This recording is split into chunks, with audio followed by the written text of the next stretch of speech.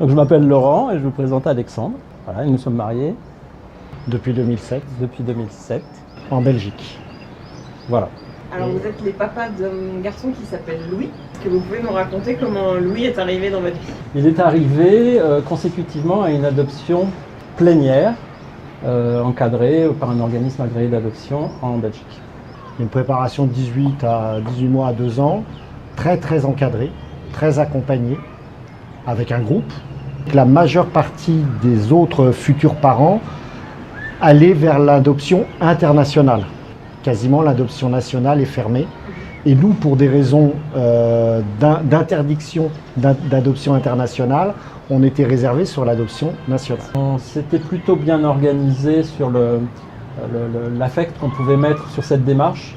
On s'était posé des jalons, on s'était posé des bornes, tant affectives que psychologiques, que temporelles par rapport à l'attente une fois qu'on a eu l'agrément.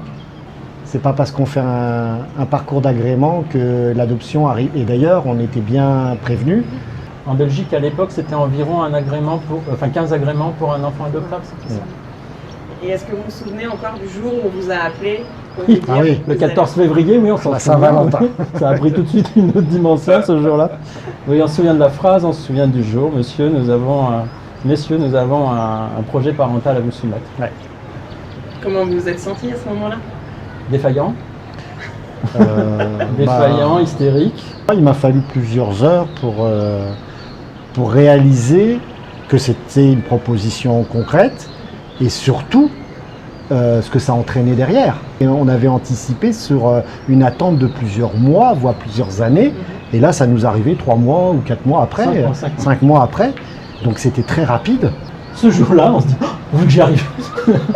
Et là, quelque part, on doute de nous. Bien sûr. Ça dure une fraction de seconde parce que, quelque part, je pense que c'est un peu comme une naissance, on est tout de suite parent aussi. Ah ouais, même ouais. avant d'avoir vu l'enfant. Ouais, oui, ça, La mécanique humaine se met en route, humaine parentale se met en route. Et toutes ces histoires de ne pas avoir été parent avant disparaissent. Et là, ça n'a rien à voir avec le fait d'être homo-parent ou hétéro-parent. On est parent le moment où on apprend cette annonce que voilà, l'enfant comme arrive. un couple hétérosexuel qui apprend que la femme est enceinte, quoi. Voilà. Il se passe Et là exactement la même chose. tu franchis quelque chose. Sauf que là, la grossesse a qui est duré là. 9 jours. Bah, voilà.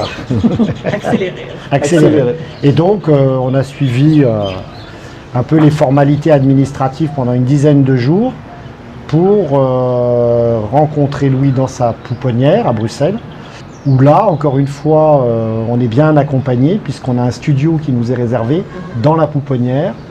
Et après une période encore tampon où on nous aide à aller jusqu'à la salle, parce que c'est, voilà, je suis très ému, excusez-moi, on reste avec le bébé dans le studio tous les 3. Toute la journée. Donc on prépare ses repas. Et en fait, on dort. Oui, tout le Parce monde était qu'on est fatigué. tellement épuisé émotionnellement qu'on dormait, et Louis dormait sur mon épaule, Ouais. et je m'endormais comme ça parce que voilà, c'était Nous, il y avait l'émotion, épuisant. et puis Loulou s'est tout de suite endormi sur nous tout le temps. Ouais.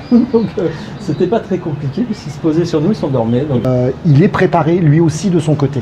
Oui, Louis a changé on lui a donné un autre premier prénom. les péricultrices, Les péricultrices, la psychologue. la psychologue, les médecins l'appellent par son nouveau prénom. Et il lui explique pendant plusieurs semaines qu'il va avoir des papas. Voilà. Donc il est préparé, Ils utilisent même le s'il prénom. a 2 mois, il est préparé déjà dans son oreille, dans le non-verbal des gens qui l'entourent. Il sent déjà qu'il va se passer quelque chose. Et donc ça, c'est très important. Moi, je crois beaucoup à cette période de préparation. Le soir, on repartait dormir à l'hôtel à côté de la pouponnière. Le lendemain, on revenait. Et ça a duré que 2 jours, je crois. 4 jours. 4 jours. On est parti l'après-midi du 4e. Et le 4e jour, ils nous ont dit, bon, allez, rentrez chez vous. Avec le bébé. Avec le bébé. Et donc là, bah voilà. Et curieusement, au dehors des choses à régler d'un point de vue matériel, le berceau, les biberons, la pharmacie, enfin voilà, c'est naturel, quoi. Enfin, les automatismes tombent d'eux-mêmes. On ne s'est pas posé de problème pour les biberons. Il fallait quand même qu'on se lève pour lui donner le biberon, éventuellement le changer, voilà. Et ça s'est fait, mais sans aucun problème. Ni fatigue, je veux dire, fatigue nerveuse, quoi. Donc on avait déjà des habitudes de vie à deux, etc. Et paf, un bébé arrive de 2 mois. Parce qu'on nous avait aussi dit, peut-être que vous aurez un enfant beaucoup plus vieux. Moi je le portais, c'est moi qui le portais, j'ai le rôle du porteur.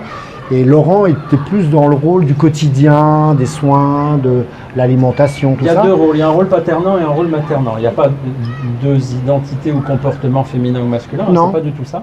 Mais il y a bien un rôle maternant et paternant. Il y a celui qui fait la purée 362 jours et demi de l'année, et puis voilà. Mais c'était déjà le cas. Laurent est plus dans le quotidien. Et donc Louis s'est intégré à ce fonctionnement-là. Et moi, je me rappelle du contact avec Louis, parce que quand on va se promener, je l'avais sur moi, dans les portes bébés. J'ai passé des moments extraordinaires à voir mon fils sur mon ventre, quoi. C'était jouissif, quoi. Et on a retrouvé un peu cette relation au rôle que joue l'adulte dans la cellule parentale, aux différentes phases psychologiques de construction de l'enfant. Il y a une période où il est un peu exclusif par rapport à un des parents juste après la naissance, donc ça on l'a vécu pendant 7 mois environ à peu près. Oui.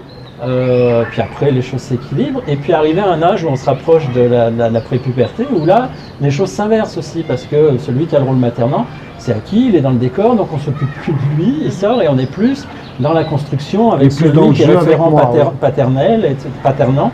Et voilà, donc ça, on le connaît un petit peu depuis un peu plus d'1 an, ça maintenant. Mais c'est pas mal cette polarité. C'est pas mal. C'est logique aussi. C'est pas copié, c'est pas du tout on copie, parce que c'est pas possible, parce que ça n'a rien à voir, mais il y a une polarité quand même. C'est-à-dire qu'il y a une différence d'approche et de regard et de rôle qui est perceptible. Et moi je trouve que c'est bien, parce que pour l'enfant, il y a une référence qui n'est pas la même pour les deux, et une troisième qui est le couple. On fait bloc. On a été aussi préparé là-dessus, en nous disant attention, hein, vous n'êtes pas chacun un parent de votre côté, et vivez votre vie aussi, et ça fonctionne bien, quoi. Et Louis vous appelle comment? Comment il t'appelle? Alors moi papa. Et moi papan. Papan. P-A-P-A-N. C'est un truc qu'on a inventé donc avec les gens qui nous ont accompagnés. Déjà il y avait cette idée que papa, maman, sans vouloir copier, mais quand même il y avait cette idée que Laurent serait au quotidien, sur le quotidien, le fameux rôle dédié à la mère. Alors après on peut critiquer, hein. On peut dire non mais on entend beaucoup parler en ce moment, hein. Mais en attendant, il y a le rôle du quotidien. Une fonction. Voilà. La mère nourricière. Voilà. Pour le contact et le dialogue avec lui dès le premier jour, et ça on l'a trouvé pendant la préparation. On s'était dit on va dessiner avec des petites images, on va dessiner le parcours. Alors, nous avons eu l'idée d'un truc tout simple qui se vend dans les magasins, c'est les cubes d'éveil, tu sais, en mousse. Et on s'est dit en fait non, la bande dessinée va être son premier doudou et on va le ramasser sur un cube. Et on a raconté, alors il fallait être très synthétique, le parcours, nous deux qui cherchons, la mère de naissance qui donne son enfant pour l'adoption, nous notre rencontre avec l'organisme d'adoption, et la rencontre avec Louis, et nous qui partons avec lui.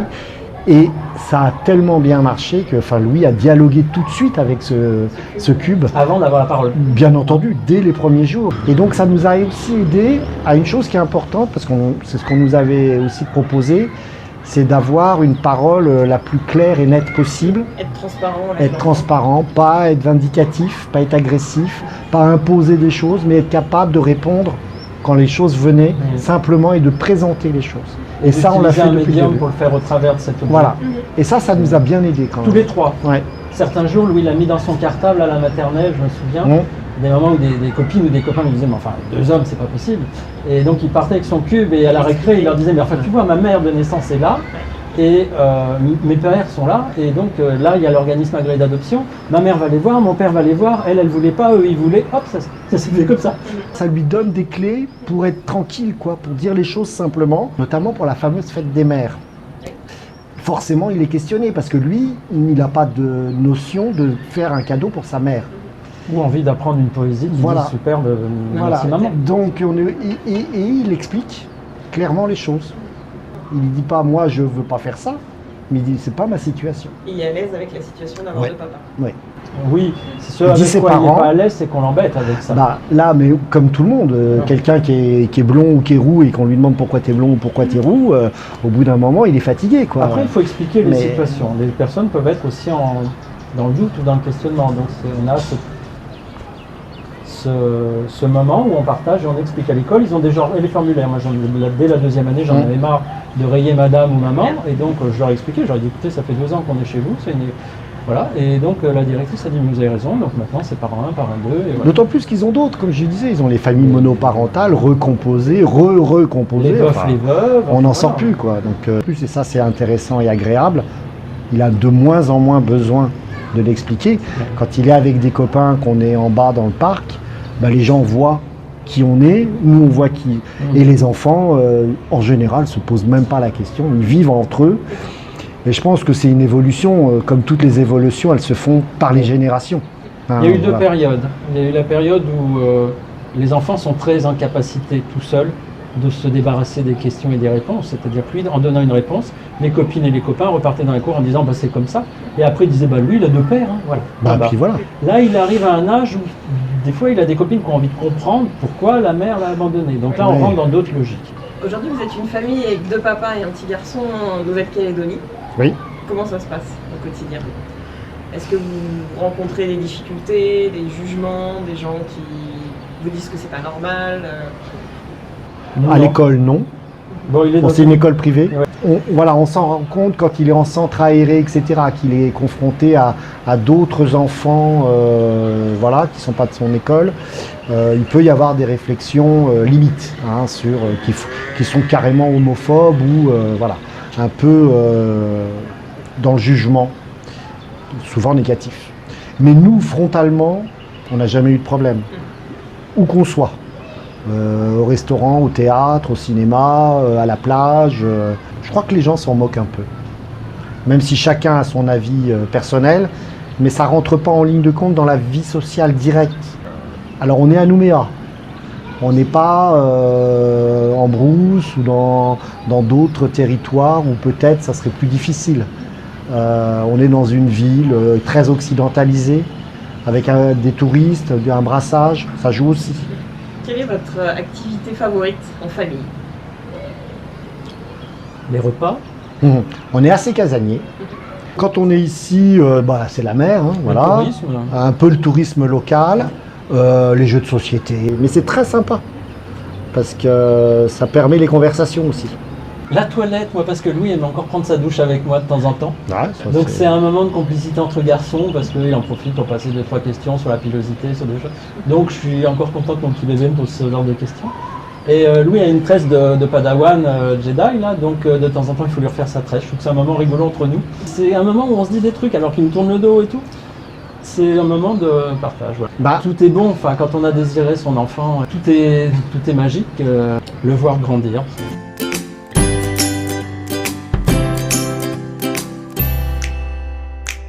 Love makes a family.